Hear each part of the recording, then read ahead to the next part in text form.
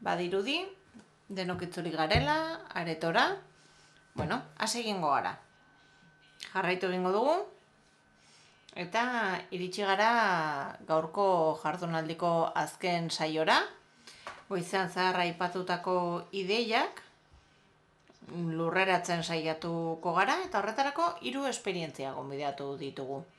Eta ikusiko dugu, badirela eskubide eta ikuspegi batzuk dagoeneko aipatu direnak, nola gauzatu egiten diren, bai antolaketa moldeetan, bai erabakietan, bai laguntzarako osagai jakinetan.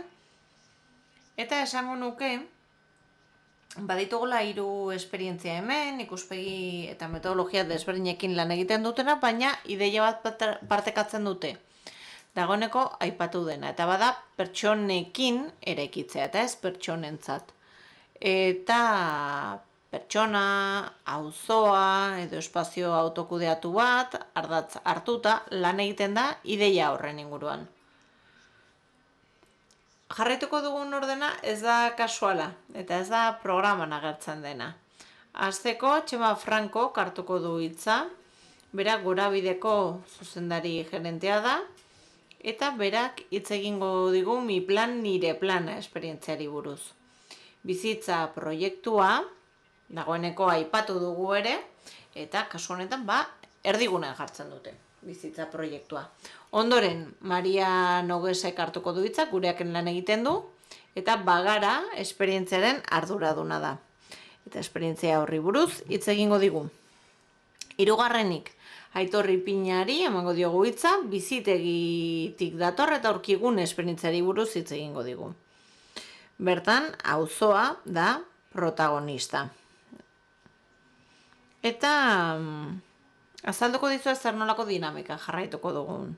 Lehenik eta behin aipatutako hurrenkeran hitza hartuko dute, labur azalduko dute nork bere esperientzia, eta helburua izango da testuinguru apur bat ematea, uler dezagun zer diren esperientzia horiek, eta ondoren galdera batzuk egingo dizkiegu, eta aurkezpena egiteko iradoki diegu azaltzea zertan den, beraien esperientzia, zer ikuspegirekin lan egiten duten, nola sortu ziren, eta azaltzea pixka bat, zer nolako isla duen pertsonalizazioak, ikuspegi komunitarioak, eta horixe da, ideia, sari honetarako, eta helburua izango da ordu bat eta laurden, ordu bat eta 20 inguruan amaitzea. Bai? Beraz, ez da ez gehiago luzatuko, beraz, nahi duzunean, Txema, aurrera.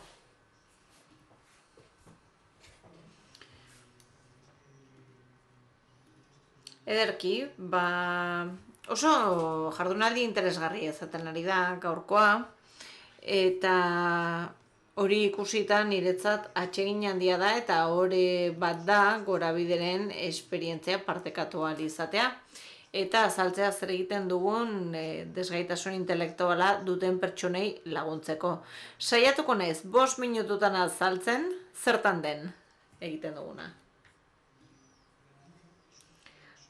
Gorabide familien elkarte bat da, eta bada erabateko inklusioaren aldeko mugimenduaren parte. Febas, plena inklusionen baitan, 13 elkartekide gaude, 3 lurraldetakoak, eta guztira 12.000 pertsona edo familia inguru biltzen gara. Bai? Nahi duzen bezala ikusi, familiak edo pertsonak. Eta erakunde eta elkarte horiek guztiek helburuak, irizpideak, metodologiak partekatzen ditugu, eta baita ere partekatzen dugu ideia bat. Eta bada, ez soilik pertsonak erdigunean daudela, baizik eta badirela jardueraren protagonista absolutuak. Beraz, guk egiten duguna da pertsona horiei lagundu beraien proiektuak garatzen. Eta unibertso honen baitan nik Gorabiden lan egiten dut. Gorabide bada 1972 eta 1972an sortu zen elkarte bat. Eta lanean ari zen, esan dezakegu, erregimen zaharretik desgaitasuna duten pertsonen alde lanean. desde el activismo que hemos... Eta, hain zuzen ere, aktivismo horretatik, familien elkarte bat, lanean, hasi zen, desgaitasun intelektuala duten pertsonentzat lanean, beti zeudelako oztopoak. Eta nola zen oztopoa borroka, eskubidea lortza, primeran, orain islatzea, eta orain gauzatzea behin eskubidea dugula, bai? Beraz, bueno, borrokan aritu gara 1960 hamarkadatik. El modelo de intervención, el modelo de... Esku hartze eredua eta laguntza eredua, gure kasuan, betidanik egonda bideratuta bizi kalitatera, plangitzak pertsona izan du ardatz, eta bizitu genuen, duela 20 urte, konbentzioak ekarri zuen guztia, Nazio Batuen konbentzioak ekarri zuena, desgaitasuna duten pertsonen eskubideen konbentzioak ekarritakoa, gure ondarera ekarri dugu, guk elkarte gisa dagoeneko egiten genuen horretara ekarri genuen. Gure ikuspegia beti izan da komunitarioa, inklusiboa, eta gure elkartea, noski pertsonen eta familien elkartea da, beraz, guretzat oso zaila zen beste modu batera egiten genuen lana. Elkartea izanik, pertsonak eta senideak eta familiak izan dira gure eredua eraikitzen aritu direnak eta gure lanerako moldea eraiki dutenak. Eta gustatzen zait hitz egitea berrikuntza soziala lankidetzazko proiektu bati aplikatzen diogula, baina aurten 15 urte betetzen dira paradigma aldaketa gertatu zenetik. Hau da, nire bizitza, nire plana metodologia txertatu zenetik, beraz berrikuntza, ez dakit berrikuntza ote den, badaramatzakulako urtetxo batzuk horretan lanean. Beraz, interesgarria da ere, gogo eta hori egitea, ez da, gaur aritu nahi zentzuten, eredu batzuetarantz abiatu bar garela, ba ez dakit, guretzat, barkatu, horrela esatea, baina hau, bada, ez dula baino gauza zaharragoa. Bueno, baina gustatzen zait ere, guk egiten dugunaz hitz egiteko aukera izatea. Beraz, kontua da, proiektua eta nire plana, egitasmoaren ideia, berez ez da ekimen soila, bada paradigma aldaketa bat. Eta paradigma aldaketa bat da, ideia aldaketa bat gertatu zelako. Pentsatzen genuen hasieran, profesionalek pentsatzen genuela, zer zen honena, pertsona erabiltzailearentzat, baina aldaketa bat egin genuen eta esan genuen ez itxaron, goazen aztertzera zer nahi duen pertsona horrek, ea zer nolako bizitza proiektua izan nahi duen. Eta guk horren arabera, gure lana egin besterik ez dugu laguntza emateko, bere helburu horiek bete ahal izan ditzan pertsona bakoitzak. Eta gaur hemen entzun dudana, niretzat bada zeruko musika, bai?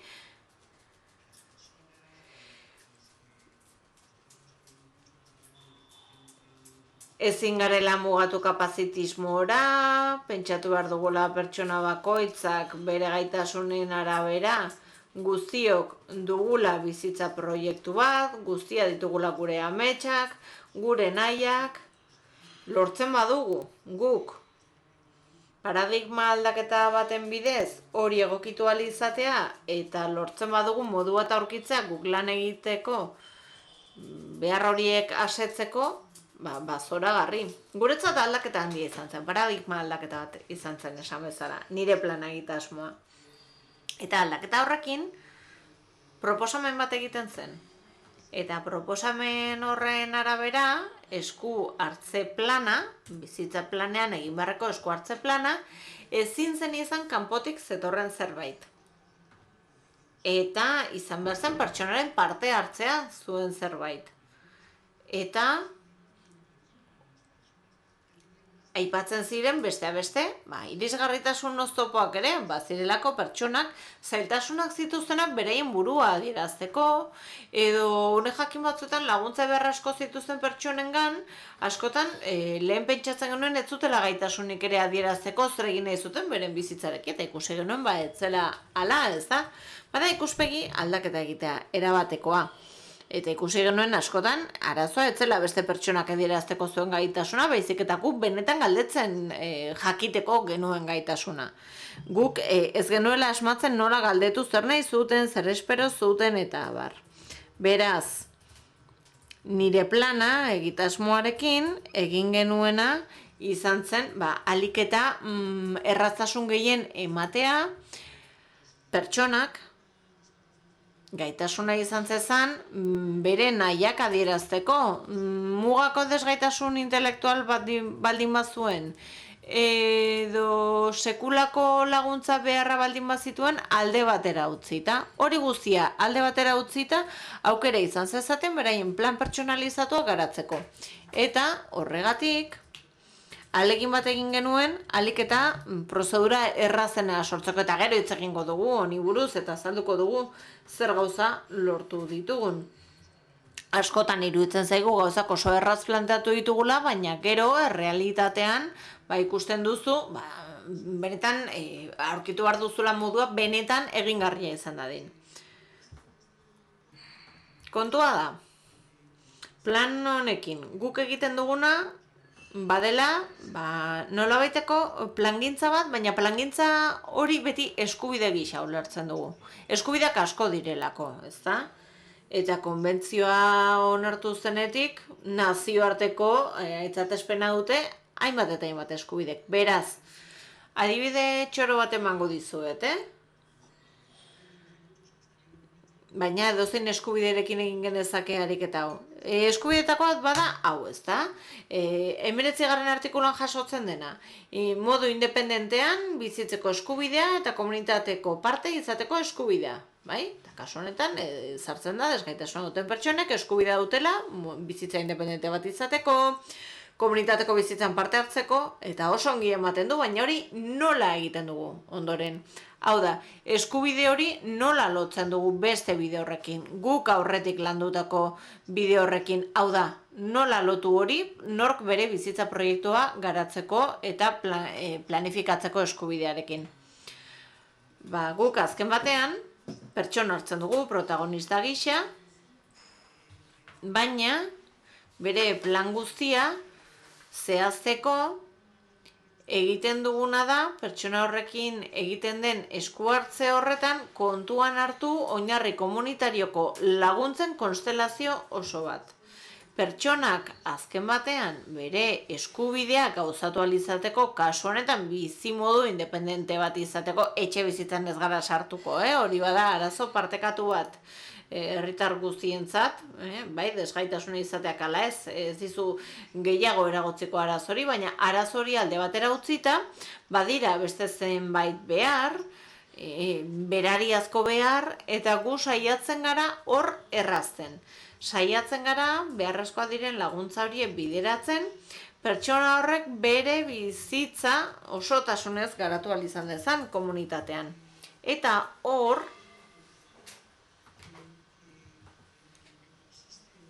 dago gure egitasmo honetan egiten dugunaren gakoa, nire planaren gakoa. Eta gu lanean ari gara, baina oraindik gauza asko ditugu egiteko. Eta lehen etxe bizitza aipatu dut, benetako arazo bat delako, baina badago beste adibide bat ere, gaur partekatu nahiko nukeena. Eta bada, zer gertatzen da, pertsonatek katu bat edo txakur bat izan nahi badu, etxean. Zer gertatzen da? Oraindik gaur egun ez duela eskubide hori, adibidez, bizi bazara laguntza eskaintzen duen erantzukizun publiko foraleko etxe bizitza batean, ezingo duzu eduki. Begira, guk erabakitzeko gaitasuna dugu, ez da? Batzuek erabaki egiten dute, txakur bat eduki nahi dutela sozializatzen laguntzen dielako, parkera irteten direnean, eta lagunak egiten dituzte, ez? Hori gustatzen zaielako, ez da? Atxakurraren giro hori. Bueno, esan nahi dudana da, oraindik baditugula oztopo batzuk nahi hori gauzatzeko. Lorpen bat badugu dena den, arrainak eduki ditzakezu. Beraz, maskota bat eduki nahi baduzu, arraina izan beharko duzu. Txakurra dokatu oraindik ez. Baina, bueno, oraindik asko dago egiteko, zuk katua edo txakurra eduki izan dezazun, alako etxe bizitza batean. Horixe zen partekatzeko nuena. Bueno, Txema, zeitxera ona egin duzuna, ez zaitu berik bururatzen. Bai. No, eskerrik asko, Txema, porque... Eskerrik asko, Txema. Rafaelek ere aipatu du, Laurak ere, ez da? Nola gauzatu guztia, ez da? Askotan, ez dugu zertan gauza benetan berririk egin behar. Zuk zeuk esan duzu, ez da? Proposatzen dena eta guztiz berria, askotan bada nola egin hausnartzea edo egiteko modu horiek berritzea, ikuspegi aldaketa bat egitea. Eta osartzen dira rol profesionalak, eta dagoeneko aipatu dugu. Eta gustatzen zait, hau ez da tresna soila, ez da? Zuk esan duzu, ez da plangintza egiteko tresna bat, bada begirada aldaketa bat, paradigma aldaketa bat. Bizitza proiektuetan laguntza hori eskaini ahal izateko. Eta agian ez da berritzailea, baina iruditzen zait balio handia duela. Osongi, Maria, zure txanda nahi duzunean aurkezpen egiteko? Bueno, nire burua aurkeztuko dut. Ni Bagara zerbitzutik nator, Donostien gaude. Eta zerbitzuarekin hasi ginen duela 4 bat urte. Eta zerbitzu hau, osasun mentaleko diagnostikoa duten pertsonei zuzenduta dago.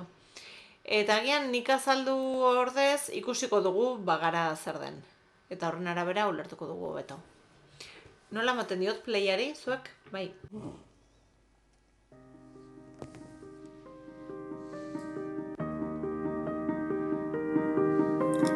Hay lugares a los que vas. Y hay lugares... Leku batzuetara joan egiten zara. Eta beste leku batzuetakoa zara. Bagara, bada. Bertakoa izateko sentsazioa pizten dizun leku bat. Bertara iristen zara, zure ametsekin, zure zailtasunekin, egiteko gogoarekin. Bagarara iristen diren pertsona guztiak osasun mentaleko arazo bat dute, batzuek isolatuta egon dira, denboraldi luzez, beste batzuek konfiantza galdu dute beraien buruarengan, baina atea gurutzatzen dutunean diagnostiko bat baino gehiago dira. Kideekin konektatzeko aukera dute, komunitateko kideekin.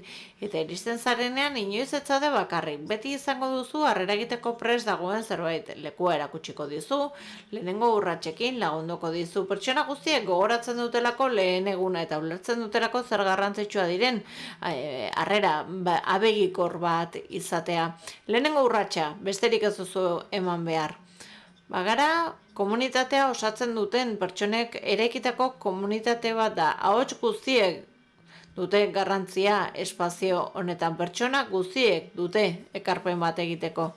Egunero elkarren artean zaintzen dugu, espazioa garbitu egiten dugu, kozinatu egiten dugu, espazioa kudeatzen dugu, administrazioa arduratzen gara eta erabakiak hartzen ditugu. Autokudeak eta ez delako gauza bakarrik egitea.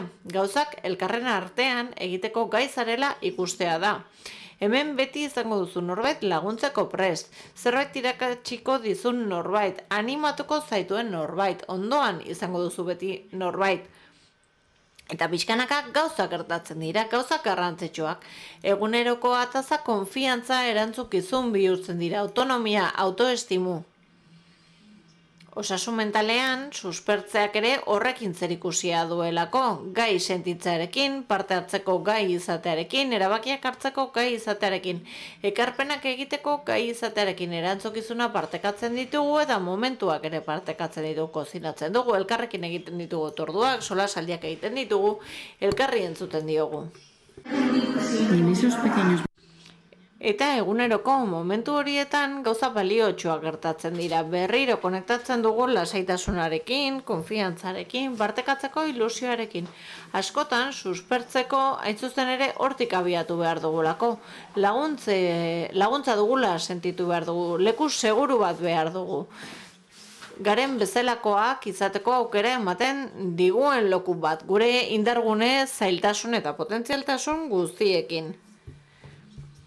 Bagaran, pertsonak beren prozesuaren protagonistak direla uste dugu. Horregatik elkartzen gara, eztabaidatzen dugu, ideia proposatzen ditugu, erabakiak hartzen ditugu eta elkarrekin eraikitzen dugu. Batzarrak gure komunitatearen bihotza dira. Bertan egiten ditugu proposamena, bertan egiten dira eztabaidak eta bertan hartzen dira erabakiak. Parte hartzea zerbaiten kide zarela sentitza delako. Bagara ez dute jarduerek edo paretek edo profesionalek eraikitzen. Bagara pertsonek eraikitzen dute. Proposamen bakoitzak, elkarrizketa bakoitzak, jasotako lagunda bakoitzak eta eskainitako laguntza bakoitzak egiten du bagara. Bagara iragateko leku bat da, zubi bat isolamenduaren eta parte hartzaren artean, zailtasunen eta aukeren artean. Hemen pertsonek bere lekua hartzen dute berriro. Eta entzunak dira. Beraien erabakiak aintzat hartzen dira. Eta bertan pertsonek ulertzen dute oraindik badutela zer eman. Eta ezinezkoa zirudien hori bapatean irisgarri bihurtzen da. Konfiantza berreskuratzen da, pertsonekin harremanetan jartzen gara, proiektu berriak irudikatzen ditugu eta bide berriak irekitzen hasten dira. Pertsona batzuek berriz hasten dira ikasketetan, beste batzuek voluntario egiten dira, beste batzuek lan aukerak aurkitzen dituzte, eta asko komunitatearekin harremanetan jartzen dira berriro ere. Suspertzea ez delako soilik hobeto sentitzea, suspertzea bada zentzua duen bizitza bat eraikitzea, parte hartuz, harremanekin, autonomiarekin, itxaropenarekin. Bagara iragateko leku bat delako, baina lotura betikoa delako. Eta komunitate honen parte izan bazara, beti izango zara kide.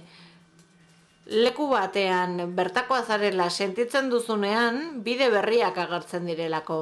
Eta bagaran elkarrekin eraikitzen jarraitzen dugu.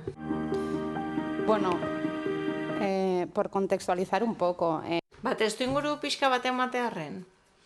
Bagaran eguneko inklusio zerbitzuetan gaude, Gipuzkoako Foru Aldundiaren sarearen barruan, gureak kudeatzen du Aldundiaren laguntzarekin.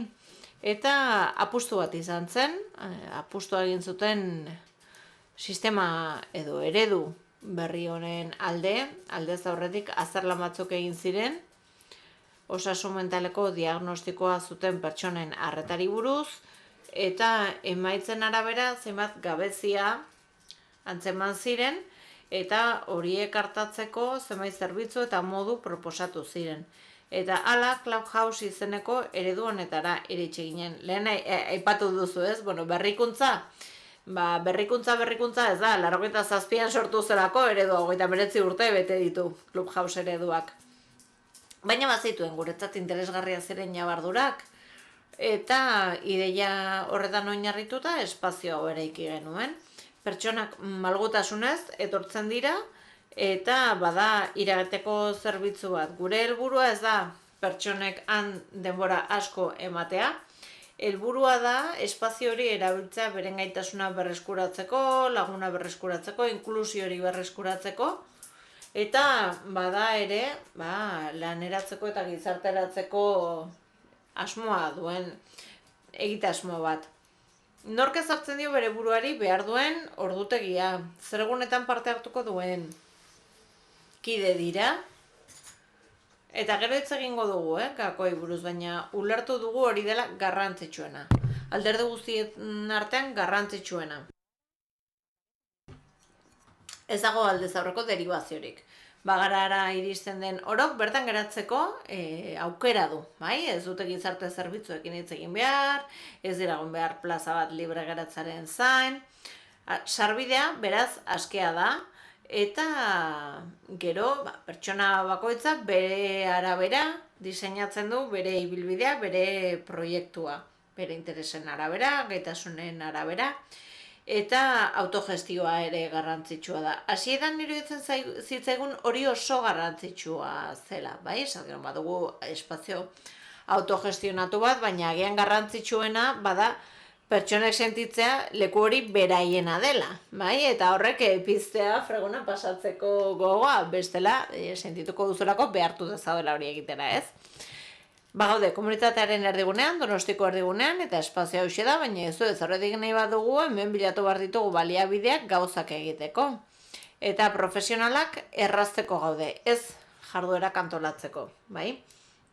Beraz, padelean jokatu nahi badugu, udalera deitu beharko dugu eta pistak erreserbatu, baina ez du nik egingo, nor jokatu nahi du padelean zu, venga, lagundu egingo zaitut. Baina hori da pixka bat, gure egitekoa. Eta gure helburua ez da izan, zerbitzua bikoiztea edo jendeak esan bezala denbora gehiegi emateak gure zerbitzuan iragateko zerbitzu bat gara, baina harremana mantendu egiten da. Pertsona bat ateratzen denean, hilean behin, harremanetan jarraitzen dugu, telefonoz hitz egiten dugu, jakin nahi duzu ongi dauden, ea zer moduz joan zaien, eta ez badaude ondo, eskaini egiten diezu, berriro itzultzea, bada zaintzarako harreman bat. Eta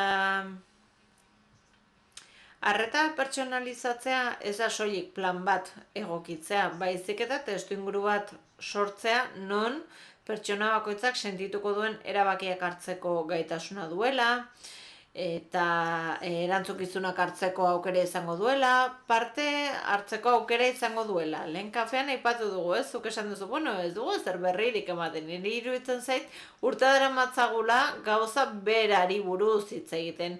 Eta kafean, nire taldeko kide batzuekin etorri nez, furgonetan etorri gara, hor daude atzean, beraiek oso lasai daude, ni naizelako hitz egiten duena, baina zer da gertatzen ari dena, ez da? Esaten zuen baten, nik ez dut ikusi hemen parte hartzen duen inor, edo kaltetutako inor, profesionalak ari gara hitz egiten besteen bizitzari buruz. Aldaketa gertatuko da, beraiek hemen esertzen direnean, ez zaie gustatuko, baina eseri barko dira, ez da? Bai, hori da. Eskerrik asko, Maria, esan duzun hori helduta. Autogestioa ez da, dekretuz agintzen ez da, eta erantziko nuke aukerak sortu behar direla. Eta aukerak sortzen baditugu, hor gertatu ahal izango dela aldaketa bat ez da, baina etengabea behar dute aldaketa horiek.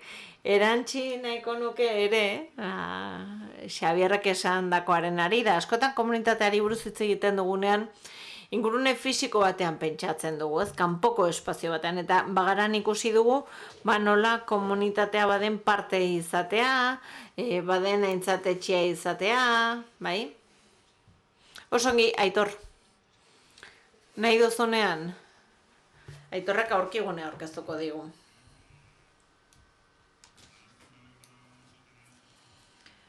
Egunon, atsegin handia da espazio honetan egotea, gure realitatea ez delako aipatu direna bezalako, agun 45-46 urte daramatzagu lanean, bazterketa egoera larrian biziren pertsonei hartatzeko. Otxarkoagan, ari gara lanean, ia 5 hamarkadaz, eta gure erronka bada hau guztia komunitatera ekartzea, tokiko komunitatera ekartzea. Guk gizarte bazterketa larriko goran dauden pertsonekin lan egiten dugu, asko erakundetuta daude, eta asko gainera etxegabe daude. Beraz, pixka testuingurua ematearren. Leheneko gogoetarako uharte hauek jarri ditut gardenki honetan. Bizitegiren helburua bada, bazterketa egoeran dauden pertsonak eta gizartea banatzen dituen distantzia hori ahalik eta txikien egitea. Distantzia normalizatu egiten da gizartean, komunitatean, eta egin behar dena da eskubideak landu eta harremanak landu distantzia hori desagerrarazteko. Duela urte batzuk, joera zen pertsonak berreskuratzea, suspertzea eta berriz gizarteratzea, gaur egun ikusten ari gara inklusio prozesuaren amaieran ez dagoela komunitate bat. Beraz, horregatik ikusten dugu biosforma duen uharte hori, eta hori bagara bizitegi zerbitzua, baina bertatik ateratzen direnean eta eskubide subjektiboa dituztenean eta autonomia dutenean, bihurtzen dira bakarri dauden uharte. Eta hori da kezkatzen gaituena. Eta hori da aldi berean motibatzen gaituena. Batzuetan, bueno, agian provokatzailea da, ez, baina gizarte subjektiboen trampa bat badago, ez da, paradoxa bat badago. Badira, pertsonak aitortuta dituztenak eskubide subjektibo batzu, baina agian ez dute indarrik hori baliatzeko, edo guztiz erabateko bakardadeko egoera batean daude, eta ez dute parte hartu komunitatean, eta hor asko galtzen da. Pertsonak gure uarte erosotik ateratzen ditugu bakarrik egongo diren uartetara eramateko. Eta uarte horietan aurkitzen gara dagoeneko bakarri dauden beste uarte askorekin. Adibidez, etxegabe dauden pertsonak. Beraz, iruditzen zaigu ere, eskubideak eta parte hartzea garrantzitsua direla, baina parte hartzea bada zerbait ematea. Eta pertsona guztiek behar dute sentitu baliagarriak direla, ekarpen bat egin diezaioketela gizarteari, dela lanaren bidez, edo ez. Fitousisen eta Stiglitzen arabera, merkatuz kanpoko ekintzak ere behar dituzte pertsonek, tarifableak ez diren pertsonak, baina ongizatea ematen digutenak. Hori garrantzitsua da. Beraz, bakarrik dauden pertsonak topatzen ditugu. Zer gehiago? Oso ahulduta dauden komunitatearekiko loturak.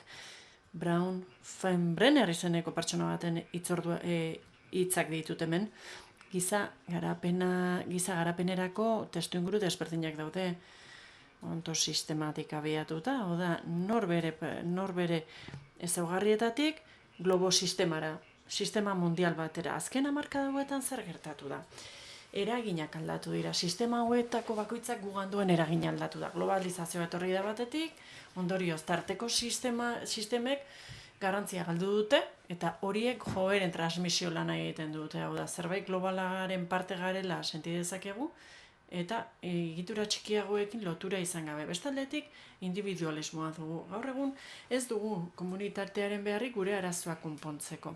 Gure eginkizunak egiten ditugu, eskubideak gauzatzen ditugu, eta horretarako ez dugu behar bitarteko inguruneak parte hartzerik. Beraz, dinamika horiek komunitateak indarra galtzen du. Pertsonak bakarrik daude gaur egun, eta komunitateko dinamika horiek ahulduta daude pertsona horien kasuetan. Eta beraz, hortaz ari garela, komunitateari buruz ari garela, eta horri buruz ari gara gaur goizean, guk hausnarketa egiten dugu.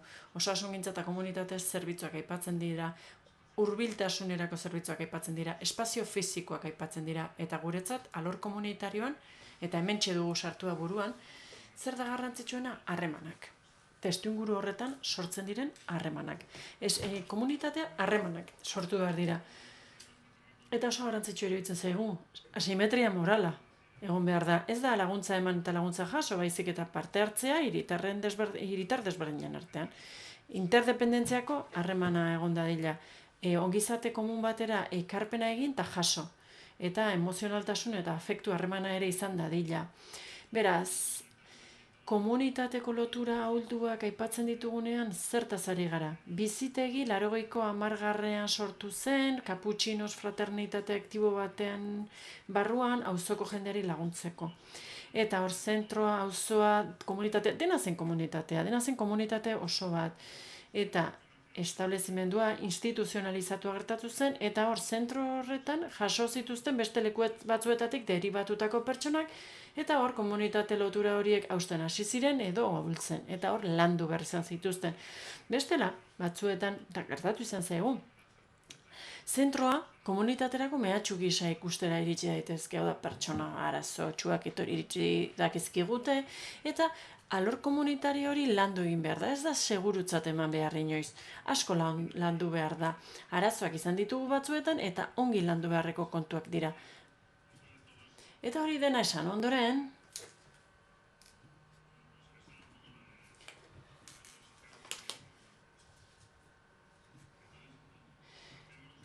azken batean aurkigune programa garatu dugu eta bi eremuetan lan egiten dugu. Batetik, komunitatearekin lan egiten dugu, komunitate harremanak berez indartzen laguntzen dugu, eta pertsonekin lan egiten dugu, akonpainatzen ditugu, laguntzen ditugu, parte hartu dezaten komunitate horretan. Harremanetan eskaintzen dugu laguntza, komunitate sareetan.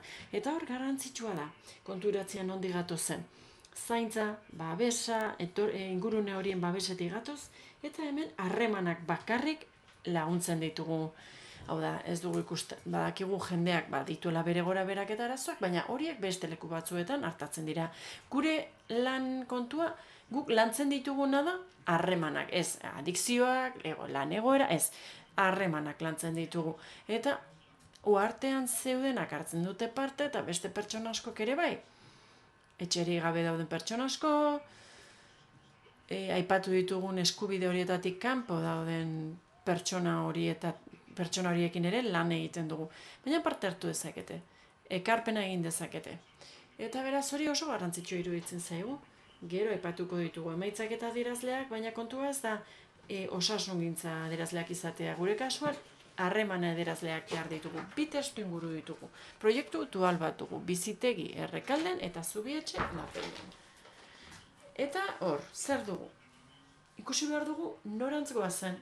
Nora goazen eta nolako auzoa dugu. Lapeina auzoan garapen gutxiago zegoen, eta horregatik aurkigune proiektua gehiago joan da zentro komunitario baterantz eta bizitegi Errekalde auzoan, han badago mugimendu asoziatibo aktibo bat, hori indartzera joan gara. Ez dugu zentro bat eraiki, baizik eta komunitatera jo dugu. Eta horixe da gure erronka handia. Pentsatzen duguna da, presentzia normalizatua bultzatu behar dugula, eta ekintza ugari, hauek dituzue batzuk, berdez duguna da etxe horia, zentro komunitarioa, Lapeinakoa, eta bestea da Errekaldeko plaza. Eta horra adibidez, antzerki talde bat sortu da. Eta zertan dihar dute? Bizilagunak bertara joaten dira, gehiago dira emakumeak gizonak baino, eta pertsona horiek hor daude talde horretan. Eta bukaerako amaierako osnarketa gisa, zer esan nahi nuke? Ez, hori baino lehen, esan behar nuen, beste kanpoko ikuspegi bat ere behar genuen berrikuntzarako ebaluazioa egiteko orduan, eta ziberzitirekin hitz egin dugu, Imanol Ziberok zuzentzen duen EHUko ikerketa taldea da, eta egin digu, gainera, hau triangulazio metodologiko bat da, eta erabilgarria da, eta gaina oso polita gelditzen da. Ebaluazio kuantitatiboa eta kualitatiboa. Eta guk egiten duguna dira soziogramak, eta hauek dira elementu garrantzitsua neurketarako arrakasta edo aurrera bidea neurtzeko. Hemen ikusten dugu W izeneko pertsona hori lehen zegoen udaletxean, eta aurkigunen sartu zen eta hor hasi zen harremanak sortzen. Hau da garrantzitsuena. Hauxe da neurtu nahi duguna eta bultzatu nahi duguna. Hauxe da funtsezkoa iruditzen zaiguna. Hau da beste kasu bat, Zubietxen sartu zen, harremanak zituen familiarekin, pasatu zen Zubietxera, etxean pisukida ditu, lagunak, beste harreman batzuk egiten ditu, eta bar. Hori da garrantzitsuena. Eta amaitzeko. Hemen ikusten ditugu uharteek zubitxoa dituztela bata bestearen ondoan, eta amaierako gogoetak gisa. Garrantzitsuena da, proiektuak balio dezala, inklusioarekin zerikusirik ez duten auzoko pertsonentzat ere, eta gizarte zerbitzuetan galdetu egin dugu jaso behar duten pertsona horien artean, baina galdetu behar dugu zer ekarri dezaketen, eta sistemak sortu behar ditugu ekarpena egin ahal izan dezaten. Eta bestalde, komunitatea zer da? Harremanak, leku berean bizi diren pertsonen arteko harremanak dira funtsean. Eta amaitzeko, aipu bat. Mark Granovetterek esan zuen, oso gogoeta ederra da, hala esaten digu. Lotura indartsuak talde txikietakoak dira, familia, lagunak, eta horien ezaugarri bat da interakzioan maiztasun handia dela, trukea, elkarrekikoa dela eta lotura emozionala dagoela. Eta lotura ahuletan ostera konfiantza emozional gutxiago dago, baina talde desberdinetako kideak konektatu daitezke. Eta zubia izan daitezke talde sozial desberdineko pertsonen artea. Kohesio sozial efektiboa egongo da lotura ahul asko egotearen mende. Hortan ari gara, lotura ahul horiek sortu nahi ditugu, eta Marrak esaten zegoen bezala, badugu beste esperientzia bat ere, badakigu esklusio, bazterkeria egoeran dauden pertsonentzat hau garrantzitsua dela, oso ongi sentitzen dira, bizilagunak agurtzen dituztenean, besterik gabe. Hau da, horrela, pixkanaka eraikitzen da komunitatea. Gurekin lan egiten duten pertsonek, hau da, bizitegiko pertsonek, ez dituzte horrelako loturak. Eta oso modu garrantzitsua izan daiteke beraientzat lotura horiek lortzeko. Oso ilusionatuta gaude eta oso proiektu ona dela iruditzen zaigu. Eskerrik asko Aitor. Tira, nik aurkigun ezagutu nuenean deigarria egin zitzaidan auzomapen kontua. Gero eskuartzearen berri entzun nuenean, pentsatzen nuen ekintzak egiten zituztela komunitatean, baina ez, auzomapa hori esploratzeko modu bat izan zen, dagoeneko existitzen den horretara egokitzeko modu bat. Eta gero, beste kontu bat, hau lotu nahi nuke Rafaelek esaten zigun horrekin.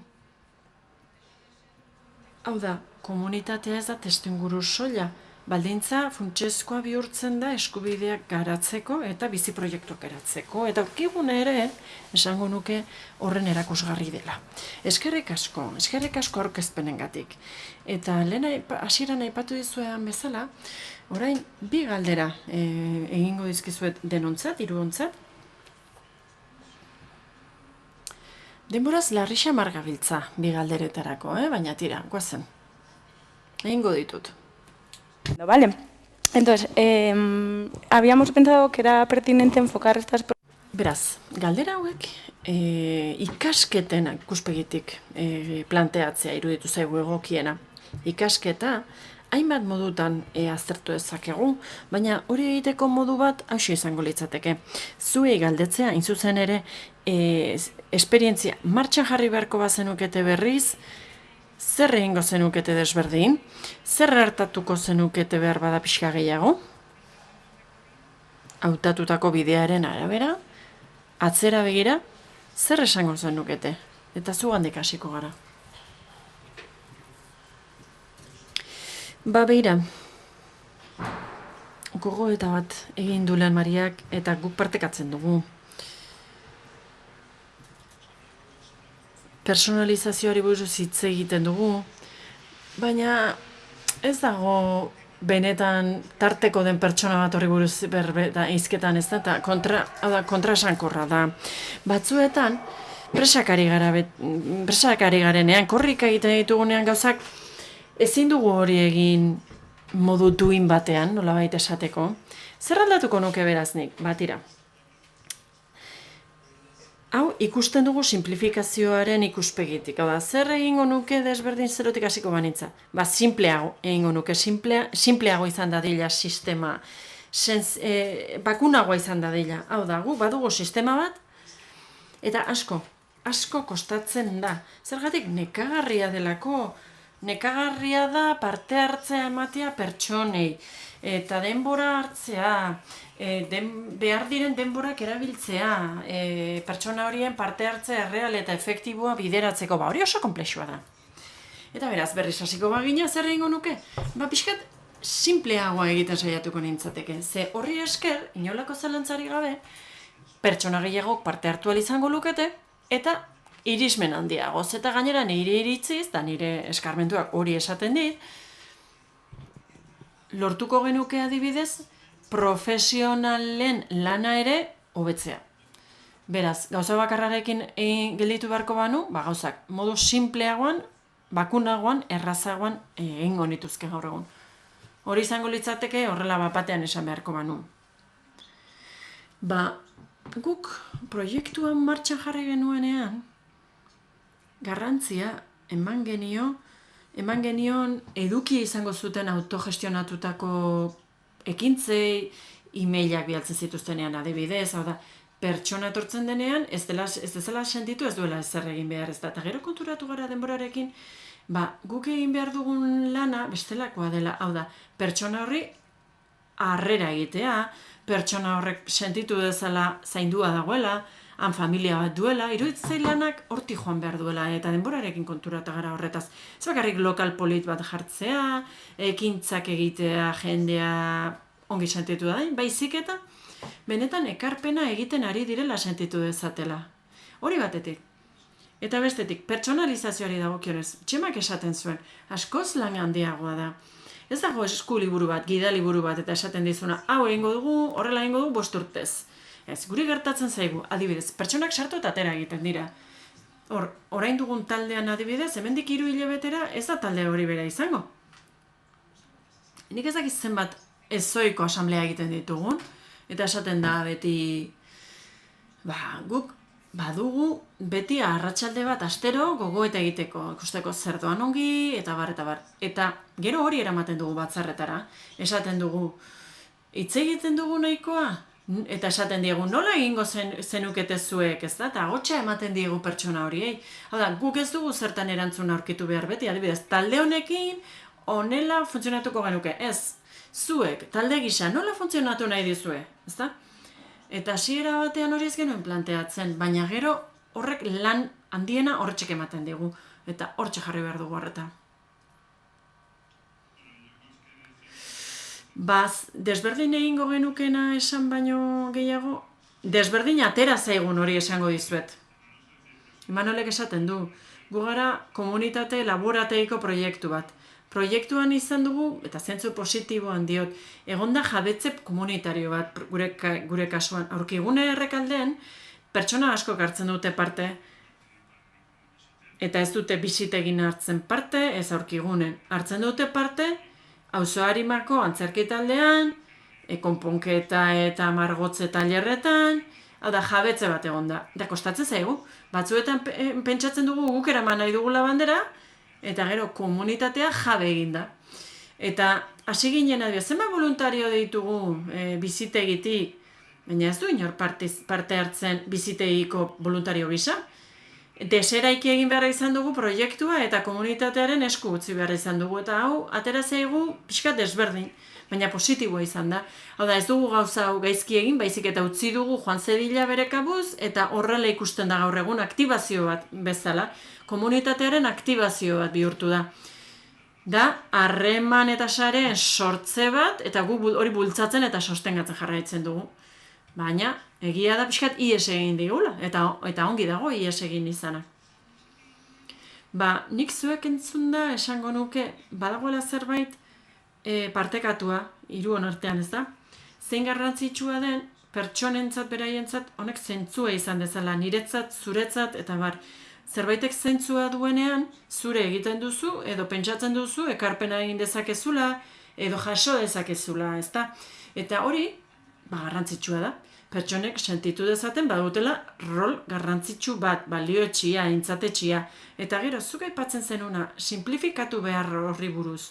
Zakit horrela ikusiko duzuen, Esango didazue, baina iruditzen zait hori lotuta dagoela beste gauza batekin.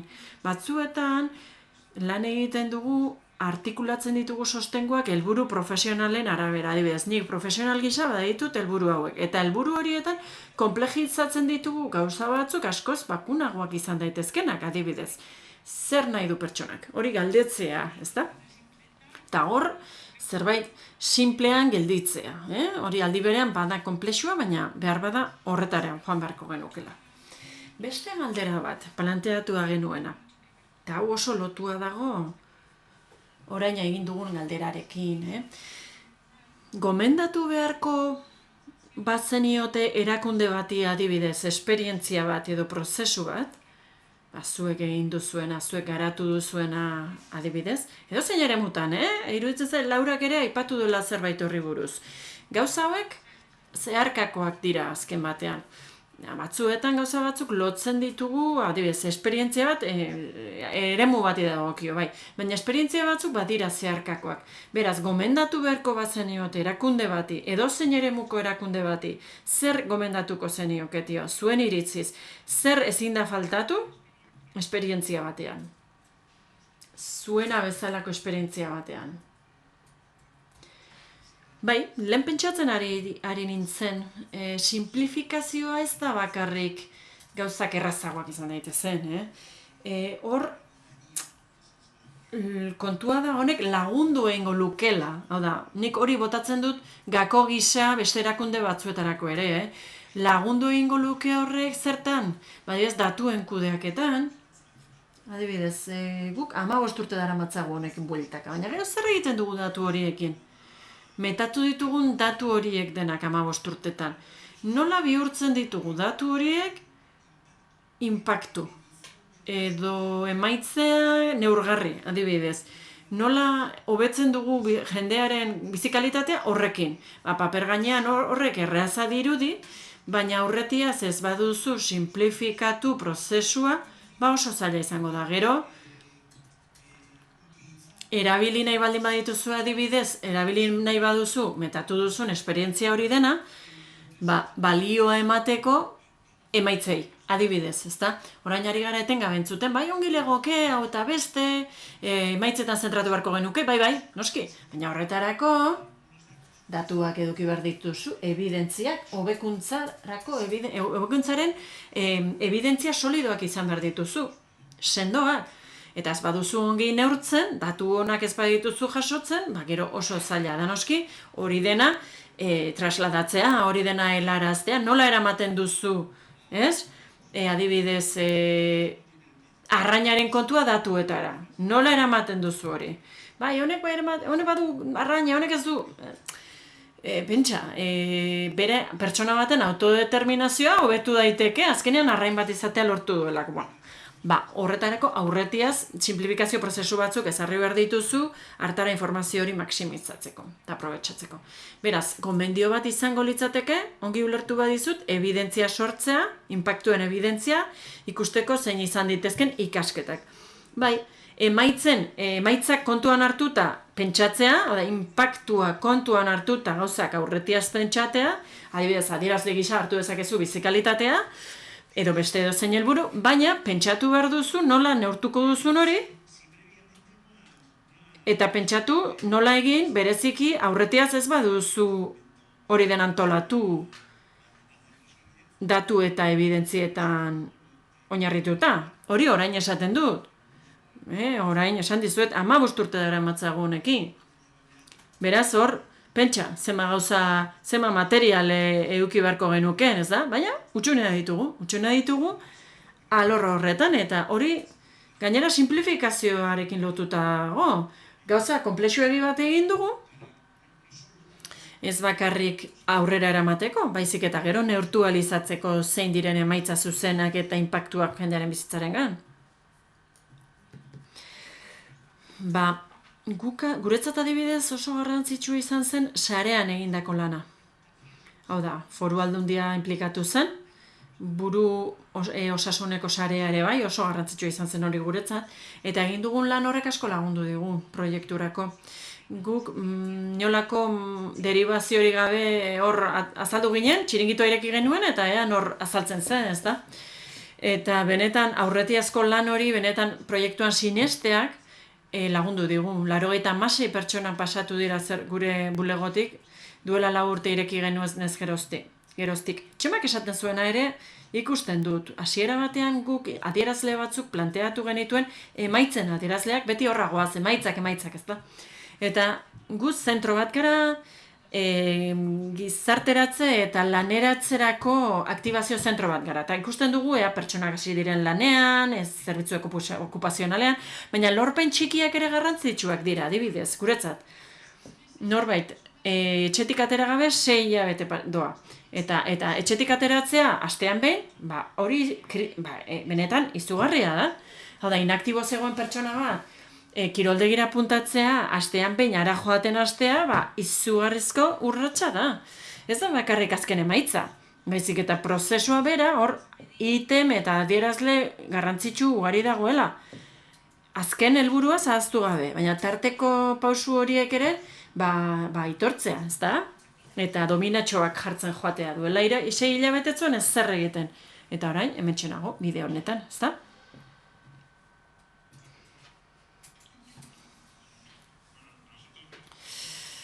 Tira, gu gaude proiektuaren eskalabilitatearen erronkaren aurrean. Guk badugu finantzaketa Eusko Jaurlaritzako finantzaketa dugu, eta hor puntuazio gorena lortu dugu, eta horregatik proiektu guztien artean gure proiektuaren eskalabilitatea planteatu da, eta horra erazoa da. Beraz, hor, hiriburuekin bildu gara, eta ezin dugu bizitegiko karabana batekin joan, eta auzo batean lur hartu. Ez, hemen komunitate lana behar da, hemen ez dago laburtzapenik nolabait esateko, ez? Guk entitate zehatzekin, kolektibo zehatzekin, komunitateetan lan egin dugu, eta hori da egin behar dena, adibidez pertsona bat izan dadin onartua, bizilagun bat bezala, pertsona bat bezala, hori da lantzen ari garena, baina ez da erraza hori dena transplantatzea. Guk komunitatean lan egiten dugu, eta horretarako lanean hasteko komunitatearen parte izan behar dugu. Adibidez, bizitegik Errekalden 30 urte daramatza. Beraz hor, ezagutzen gaituzte, onartzen gaituzte. Eta bestalde, zein pertsona kontratatzen diren dinamizatzeko. Pertsona horiek, izan behar, pertsonak dira arrakasten parte. Guk hartu ditugun pertsonak Errekaldeko elkartegintzako parte dira dagoeneko, aurretiaz. Beraz hor, garrantzitsua da, norekin doan proiektua, ez da? Eskalagarritasunari dagokionez ez da erraza horrelako proiektu bat egitea lurralde bakoitzean. Egin daiteke seguru asko, baina oso bide zehatza egin behar da, horretarako. Eta hemen, zer gehiago? Bizite egin dugun beste kontu bat da, nork egin behar dute lana? Harremanak gustatzen zaizkien pertsonekin lan egin behar dugu, eta lan komunitario horrekin gozatzen duten langileak izan behar ditugu. Ez daitezela hezitzaileegiak izan, hori ere garrantzitsua da. Ze aurkigunen ezin dugu asko sartu pertsonen bizitzan, animatu behar ditugu, baina ezin dugu gehiegi sartu haien bizitzan. Ez, beste kontu batei buruz ari garagu. Beraz, hori da gure inkognita. Hor dihar dugu guk, ez dakigu songi nola implementatu beste leku batzuetan, oso entitate errotuak izan behar dute auzoetan, lan egin alizateko. Bai, lehen ere goizean aipatu da, gauza ez da gauzak zuzentzea baizik eta bideratzea, ez da, erraztea. Eta batzuetan horko ordezkatu, baldintzatu, zuzendu arteko marra lauso horietan mugitzen gara, eta ez dugu behar badain hezitzaileak izan behar. Bai, errespetu osoz, hezitzaileekiko errespetuz esaten dugu. Gure langilegoaren 70% dira hezitzaileak, bide batez, baina tira. Lehen esaten zenuten ebaluaziotik ere enfokatu duzuela, ez da? Eta esan dugu kontua ez dela, nahikoa ez dela ebaluatzeakin, hau da, eginkizunak, zerbitzuak, protokoloak ebaluatzearekin, baizik eta pertsonen bizitzan sortu diren emaitzak ebaluatu behar direla. Adibidez, autonomia irabazi baldin badute pertsona horiek, hor, emaitza pertsonal bat lortu da, prozesu pertsonal bat, pertsona bakoitzak aukeratzen du hori, ez da? Hori da garrantzitsuena. Eskerrik asko minutu batzu gelditzen zaizkigu, norbaitek galderaren bat egin nahiko balu, oraintxe da momentua, zerbait aipatu edo komentatu nahi baldin baduzue. No, es lunes y creo que... Astelena dugu, badirudi ez dagoela inolako aipamenik publikoaren gandik. Ez dakit, zuek baduzue zerbait esateko, gelditu zaizue zerbait esateke? Aurrera.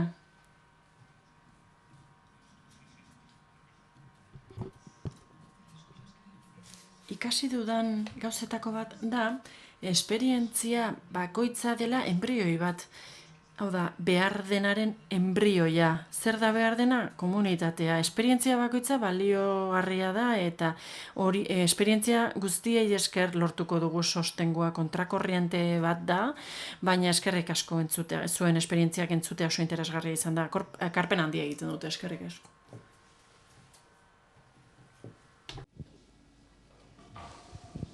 Sí, agradecer, igual que el...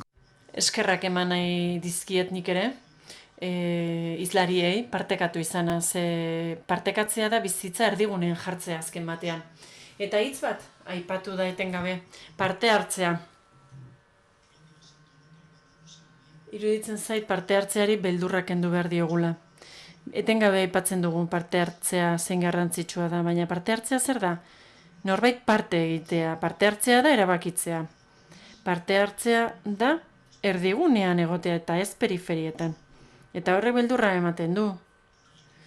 Eta beraz, beldurrak kentzea komeni zaigu. Bueno, yo comparto. Ni bat nator esan duzun horrekin. Dugun erronka handia erakunde askotan da barne mailako parte hartzea ere bai. Bizitegin kontseilua aholkularia sortu dugu, aholku kontseilua, hobeto esan da, eta hor erabiltzaileak elkarrekin biltzen dira, eta hiruhilekoan behin biltzen gara zuzendaritzakoak aholku batzorde horrekin, eta entzuten dugu zer esaten digute, galdetzen digute, eta izugarrizko erronka da hori noski.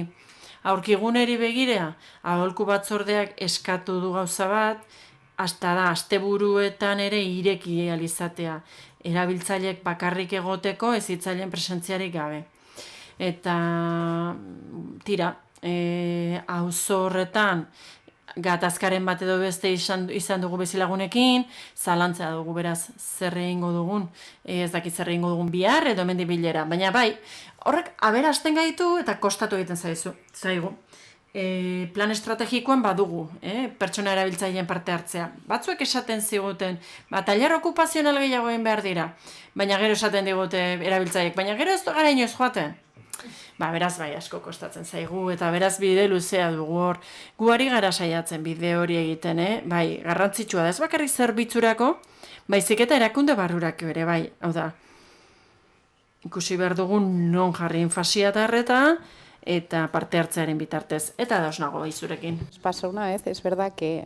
Egia da guri behin gertatu zitzaigun, gu, bagara jende askoren parte hartza duen proiektu bat, baina behin etorri zitzaigun pertsona bat eta, kontratatu behar izaken nolako ordezkapen bat egiteko baja bat zela eta galdetu genuen, inor parte hartu nahi du elkarrizketetan? Bai, hautagaiak aukeratzeko, eta 3 kidek parte hartu zuten elkarrizketetan, eta erabakia bertan gaudenon artean hartu genuen. Egia da, ez dugula jendea sartzen maiz, baina gero ere ardura gauzaz bada ongiatera guztiona da, ez? Ez da bakarka hartu den erabaki bat. Halako urratsak pixkanaka eman daitezke, eta interesgarria da, ez da, ikusteko ere nor dagoen zerbitzuan. Zuk esan duzuna ere, ez da, asko hitz egiten dugu parte hartzeaz, eta espazio berri bat ematen dugu beste eskubidea garatzeko, beste hankasartzeko eskubidea.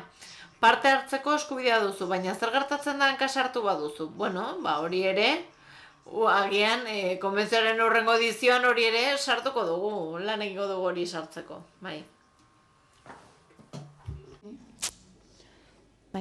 Yo añadiría que, no, ya, si os parece. Erantziko nuke ez dakit beste inot zorbait esan nahi duen, ez da? Iste aldera.